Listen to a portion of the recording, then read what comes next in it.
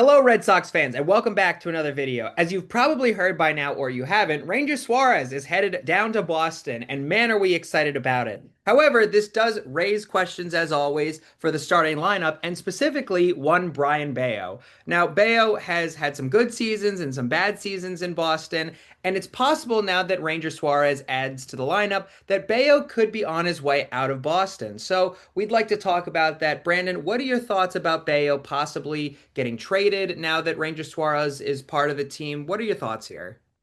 Yeah, I think it's worth pointing out that obviously Ranger Suarez now is locked into one of the five starting rotation spots, which, that's obviously you have Garrett Crochet and Sonny Gray also locked in. You'd expect Johan Oviedo to also be there. We'll do a full breakdown on the rotation in another video. But yeah, I think Bayo now is probably the odd man out in general, just because obviously he signed an extension under this regime. I mean, that's worth pointing out. But he's a shorter guy. He doesn't have quite as much extension, which is the same case for Ranger Suarez. But obviously, he's making 130 million over the next 5 years. Brayan Bello is making less than 50, so it's a bit different in terms of the money.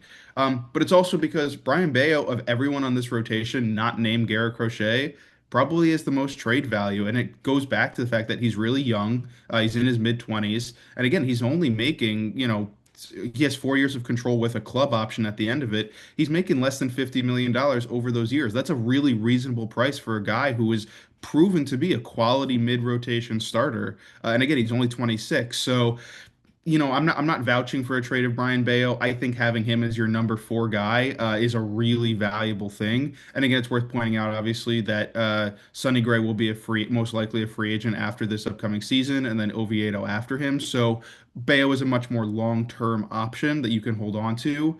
But yeah, if the Red Sox find themselves needing to trade for a third baseman after losing Alex Bregman, Bello might be the guy to do it with. Yeah, look, we've talked at length about Brayan Bello at this point, and is he the right fit for Boston at this point? Look, he started with this team at a young age, and the Red Sox have molded him into the player that he is today. But I'm of the opinion, and I think that the fans are kind of somewhat with me at this point, that maybe it's time for Brayan Bello to spread his wings and fly somewhere else. I mean, part of the reason I think that the front office picked up Sonny Gray is that we needed another skilled right-hand pitcher, and that's what Sonny Gray is. Brayan Bello had a pretty good 2025 season, but it was somewhat inconsistent. And 2024, I think, is an even better example of how inconsistent Brayan Bello can be. So I think if you want a really skilled pitcher, you don't look to Brayan Bello, especially as a righty. So, like you said, we need infielders, especially a third baseman. If we're looking to acquire somebody like Bo Bichette and we need money, I see nobody, more in the trade option rather than Brayan Bello. Yeah, again, and I want to emphasize here, Brayan Bello is a very, very talented pitcher. Again, he signed his extension under Craig Breslow under this current front office regime. So it's worth remembering that they value him. They know the talent that he brings. He hasn't quite broken out in the way that I think most people were hoping. His 3.35 ERA in 2025 was definitely a little bit of smoke and mirrors. His advanced metrics definitely weren't quite as bullish on him. But again, he's only 26. He's proven in the past to be capable of delivering, stringing together quality starts, I should say. He did obviously not have a great postseason start against the Yankees this year, which was disappointing. But yeah, I mean, he's improved in some aspects. He's gotten his control, issues under control, I should say, for the most part. His strikeouts have fluctuated, but it's not like this is a guy who is just a pure innings eater, or it's just a guy who, has topped out at a ceiling of a number five starter.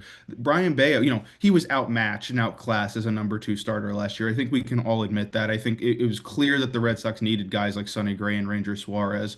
But as a guy in the middle or back end of the rotation, he's really valuable, and that's why I think a trade of him is possible. Not because the Red Sox should trade him, but because other teams need him more than the Red Sox do now, and because that means that there's a value surplus there. And if someone like Isaac Paredes as an example, just because it's a name we keep hearing at third base, and the Astros are looking for controllable pitching. There's a match there, even if it requires the Astros to send more to Boston. But overall, I'd say Yeah, I don't want to see Brayan Bello moved. I'd love to see him get another year with the Red Sox, but this amount of depth that they've now accumulated with all the prospects and all the free agent and trades this offseason makes it clear that he's probably superfluous. But as always, we'd love to hear your guys' thoughts on this topic. Do you want to see Bello get another season or more in Boston? Do you want to see him get a chance to really, try to extend himself as a frontline pitcher? Do you think that he's sort of, hit the max of his value and it's time to move on from him? Let us know your thoughts in the comments, and as always, we'll try to respond to every single one.